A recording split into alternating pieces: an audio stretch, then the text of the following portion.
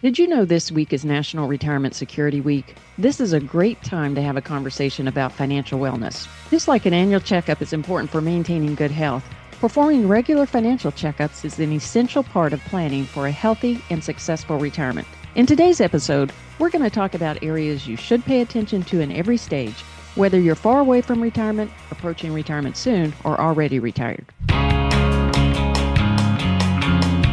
It's easy to get lost on the way to retirement. Things like taxes, improper planning, and excessive market risk can all lead you astray from your goal of a successful and happy retirement.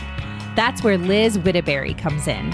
She's a holistic financial advisor and the founder of Best Path Advisors, and she can help guide you to a better financial path. This is Retire on Your Best Path with Liz Whittaberry. Welcome into the podcast, everybody. It's Retire on Your Best Path with Liz Whittaberry and myself, and we're going to talk about a little financial wellness checkup, as she teased earlier. And it is National Retirement Security Week. Kind of an interesting word, that extra piece there, Liz. National Retirement Security Week. I guess I kind of expected National Retirement Week to be a thing, but the security piece, well, good. Just kind of for some reason threw me for a loop. I don't know why. But how you doing this week? I am good. I'm good. And I do think that certainly we need to focus on retirement security. The fact that we have a week, I really didn't know. In fact, one of your emails is what clued me into we actually have a National Retirement Security Week. Oh, well. And I think that's great. Yeah. Well, so maybe the industry not doing a good enough job of putting that stuff out there, right? Although it seems like we have a week or a day for everything now, right? So we do. It's kind of hard to keep up with it all, that's for sure. Well, let's get into the conversation and talk about a few things. And, I think the word security is interesting because when I read it, it kind of hit me weird too. I'm thinking security, I think of, more like security versus like securing your retirement type of thing. I don't know why it hit me weird, but it did. So I think I'm looking forward to talking about this so I can kind of get my brain wrapped around it a little bit better. But I guess a good place to start would be what? Reviewing our goals if we're trying to kind of do a wellness checkup, just kind of make sure everything's still groovy. We always have to start with our goals. That is the foundation of having any kind of security or any kind of plan or getting where you want to go. Yogi Berra said, if you don't know where you're going, you'll end up someplace else. Right, exactly. And that's so true. So when you're far away from retirement, you really have got to get a big picture about that.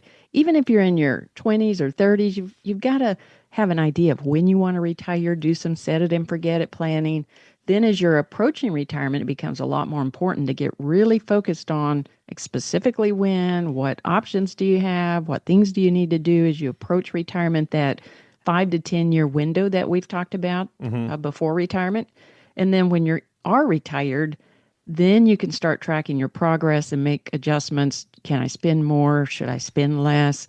And stay on track. But by having those goals of when you want to retire and how much you want to spend, then you can have a good plan. Okay. All right. So if we reviewed our goals, then let's move into one of those pieces like the budgeting, the spending, right? So I guess if you're doing the medical side, you'd say, check the vitals, right? You go in, they make you weigh yourself and they check your blood pressure and all that good stuff, right? Yeah. And with retirement planning, it's cash flow. Cash flow is king. Oh, true. And, okay. Yeah. It's hard for people to track where they're spending their money. It's so much easier just to see it come in and see it go out. I think that's why we call it cash flow. But you need to set up an app and track your spending so that you know where your money's going. When you're far away from retirement, do those set it and forget it things where you're saving first. You're setting aside money for retirement wealth first. And then as you approach retirement, you really got to start dialing in what's your retirement spending going to be. Most people I talk to know their basic spending, but they forget about a lot of the other bigger ticket items, cars or replacing the roof during their retirement or big things like that. Okay. And you need to know that. And then when you are retired, track that spending so that you don't overspend, but also don't underspend, because sometimes people pull back because they're afraid to spend too much. And so if you've got a plan, you can stay on track and actually make full use of the money that you save for yourself. Well, that's interesting you mentioned that with some of the big ticket items that you tend to maybe don't think about. But at first I was thinking, well, usually when you talk with people, they are kind of putting their, well, this is how much we have going out each month, so this is what we need to make in retirement. They do tend to have the big ticket items, but I guess that would be the existing big ticket items, right? Like the house, the mortgage payment, the existing car payments. But to your point, you're not thinking about maybe replacing a car in retirement or things of that nature. So that's a good point there as well. Because sometimes I think in this nickel and dime world that we have, it's also super easy to just, where did it all go, right? Yeah, and it's like, well, I didn't realize I ordered Amazon 57 times in a month or whatever. So it's like the big ticket items, future big ticket items, and then the little things can really kind of add up on you if you're not careful. So yeah, keeping a track of budget and spending, good stuff. What about the emergency fund, Liz? Kind of having a little bit of back end protection. Yeah, your emergency fund is that really that safety and security that lets you always maintain that roof over your head, the food on your table, take care of health needs. You want to have that first and foremost as the foundation of the plan. So you have to have your emergency fund in place and replenish it if you need to dip into it. And you've probably heard that rule of thumb that 6 months of income is what you should set aside. That's a good starting point, but I think you have to really think about your situation. If you're still working and your job is stable, 6 months could be good. But what if you have an unstable job? There's a lot of volatility in your industry. Your spouse has a lot of volatility in their industry, or you're self-employed. Yeah, contractors and stuff. Yeah, that's a good point. And your income can go up and down. Well, then I think you need 9 to 12 months of an emergency fund just to see you through those, volatile times. Sure. If you're retired, then you start thinking about it differently. And this is one place where people get confused. Well, how much should I have in my emergency fund now that I'm retired? And again, that's money you want to have set aside that you can easily get to when you have things come up. So a year of those one-time expenses, you're going to pay your property tax, you're going to have deductibles potentially on your insurance plans, and then 3 to 6 months of your monthly cash flow so that you don't have to dip into your portfolio too often. Yeah, because you're not replacing the paycheck per se like you were when you were working. I mean, everything that you're doing in retirement is sort of kind of the paycheck replacement. So yeah, I guess that makes sense that you would look at that a little bit differently if you're already into the retirement years when it comes to the the emergency fund. So good stuff for sure. What about the investment strategy, right? So again, if we're kind of talking about a wellness checkup, kind of think about this like a screening, if you will, a little health screening but in this case, it's the portfolio that you're screening. Yes. And this is very important because, often people get really focused on a particular investment. And really, the most important thing is to step back and say, what is my time horizon for set up this block of money? Right. What's it doing? When am I going to do it? Yeah. What's it going to do for me? And when do I need it to do that? And if it's long term, it's a very long horizon, then you have the ability to increase your risk so that you can improve your return. And if it's a short horizon, I need this in 2 years, then you're going to have to decrease that risk so that you can improve the stability and have the money that you need when you get 2 years down the road. So if you get that time horizon right, then you can make that big allocation, have the right amount of risk, the right amount of return, and you shouldn't have to make real big changes as you go. If you're far away from retirement, then you want to get as much growth as possible. You have that really long horizon. But when you start approaching retirement and you are retired, you want to do that bucket planning that we've talked about in some of the previous podcasts. Make sure that you get your assets lined up with the different cash flow needs that you're going to pull from your portfolio. When you are retired, don't get too conservative or stay too aggressive. And that's one thing that you really want to get some professional insight on. If you get too conservative, you may not have enough money to keep up with inflation. Right. If you get too aggressive, you may have some troubles with, some of those shorter term cash flow needs. You've had too much volatility. So you want to get the right balance there.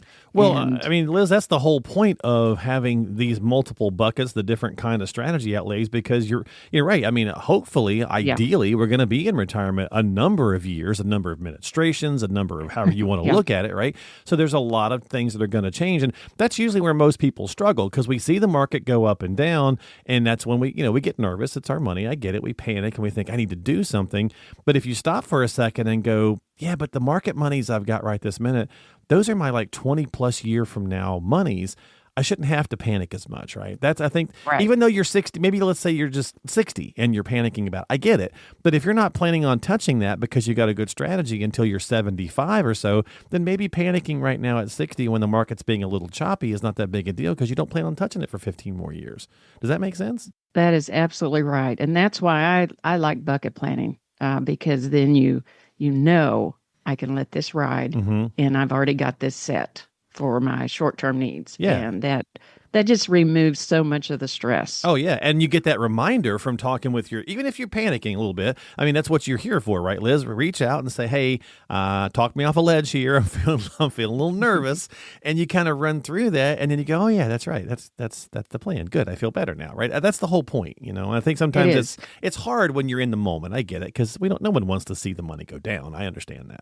Well, and the interesting thing is I don't get phone calls when the market's going up and down because That's awesome. everybody knows we've already done this design Right? Yeah. and we have the right money for the right job for the right time frame. It's already set up. Yeah. So people don't, well, nobody likes the volatility. Sure. Yeah. They're not feeling like they need to call me and say, are we in the right place? They know they are. Oh, good. Well, that's even better, right? Yeah. So, Yeah. you might have the occasional person. I mean, any advisor, I'm sure, has probably an occasional person here or there. But yeah, the less that you have of that, that means that's good. It means they're not only understanding the strategy, but they're feeling good about it. And confidence, like a lot of things in life for humans, is very, very important, right? Confidence can be key. So, good stuff. All right, let's continue back on with our conversation here. What about the debt side of things? If we're doing a little bit of a wellness checkup, certainly got to review the debt. What was it? You and I think we were talking just a couple of weeks ago.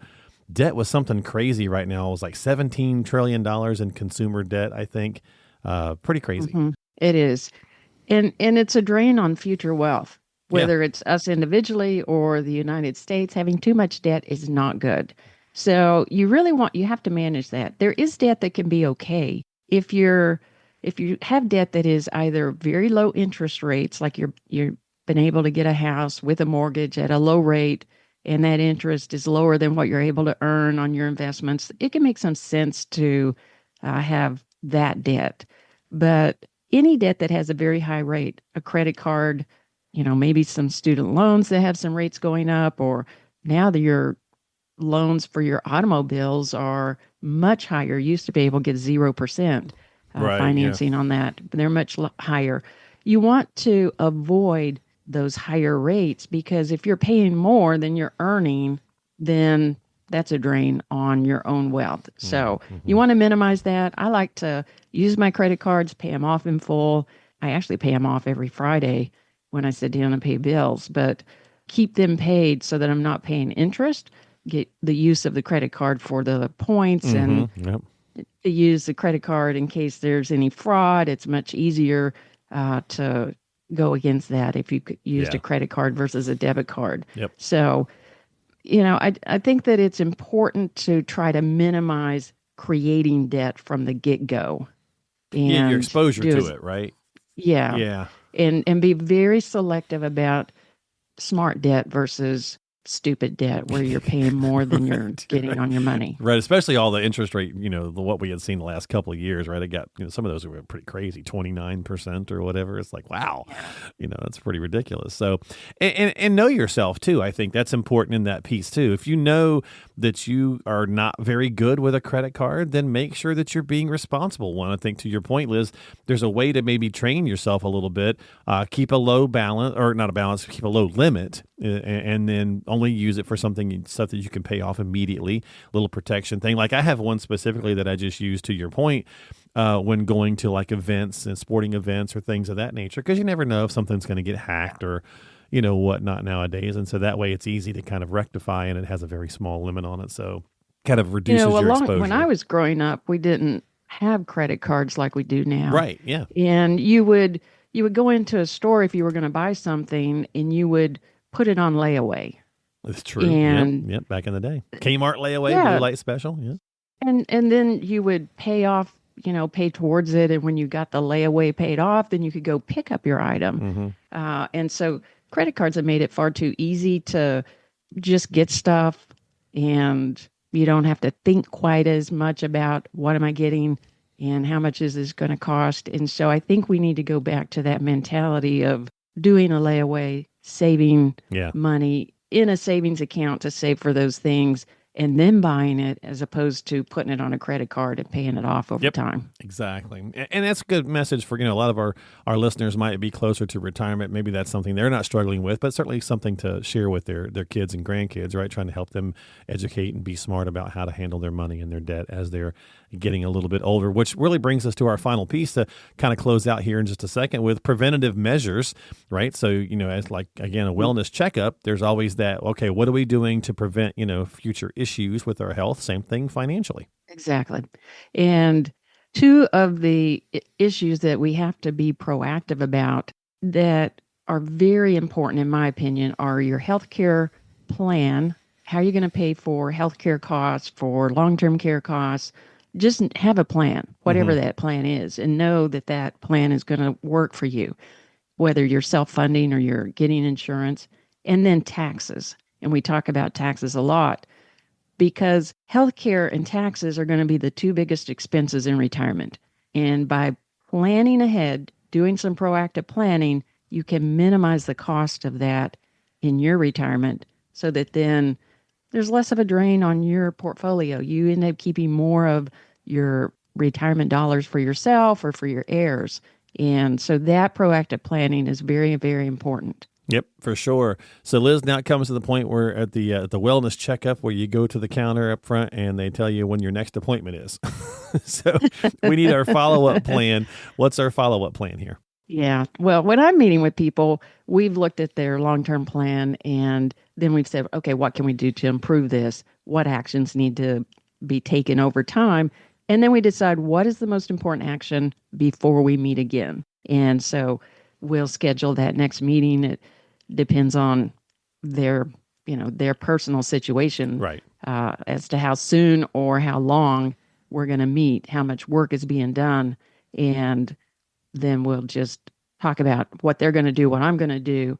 And when we get together again, make sure that we're reviewing that and then setting the next forward step from there. Mm-hmm. Yep, and and that's what all advisors do. That's the communication piece, right? That's the I think a really crucial component of the of working with somebody, right? Is what is the expectations, right? What is the expectation level for our meetings and our communication, and then also our own work. What are we doing on the back end? After we've kind of had our annual review, or maybe it's biannual, or whatever it might be. But that's the important, right? Setting those expectations, that goes a long way into feeling better about your strategy and your plan too.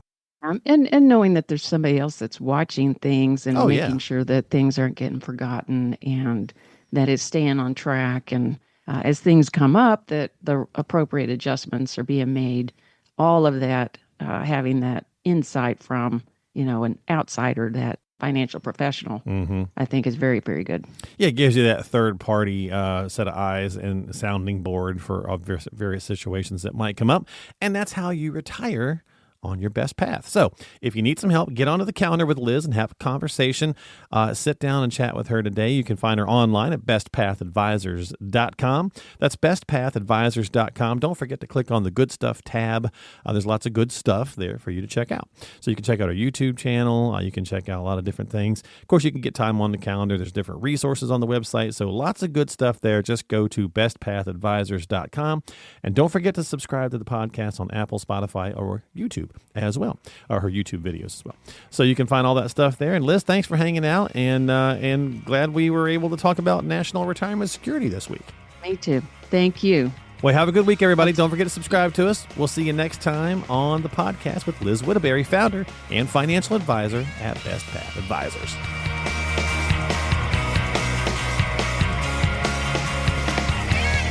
The preceding program is sponsored by Best Path Advisors, which is solely responsible for its content. Securities offered through J.W. Cole Financial, member FINRA SIPC. Investment advice offered through J.W. Cole Advisors. Best Path Advisors, J.W. Cole Financial, and J.W. Cole Advisors are unaffiliated entities. The opinions expressed by Liz Whittaberry should not be construed as specific tax, legal, or investment advice, nor as an offer to buy or sell any securities mentioned herein. Neither J.W. Cole Financial nor its representatives provide legal, tax, or accounting advice. Persons who provide such advice do so in a capacity other than as a registered representative of J.W. Cole. Investing is subject to risks, including the loss of principal. Due to volatility within the markets mentioned, opinions are subject to change without notice. Information is based on sources believed to be reliable, however, their accuracy or completeness cannot be guaranteed.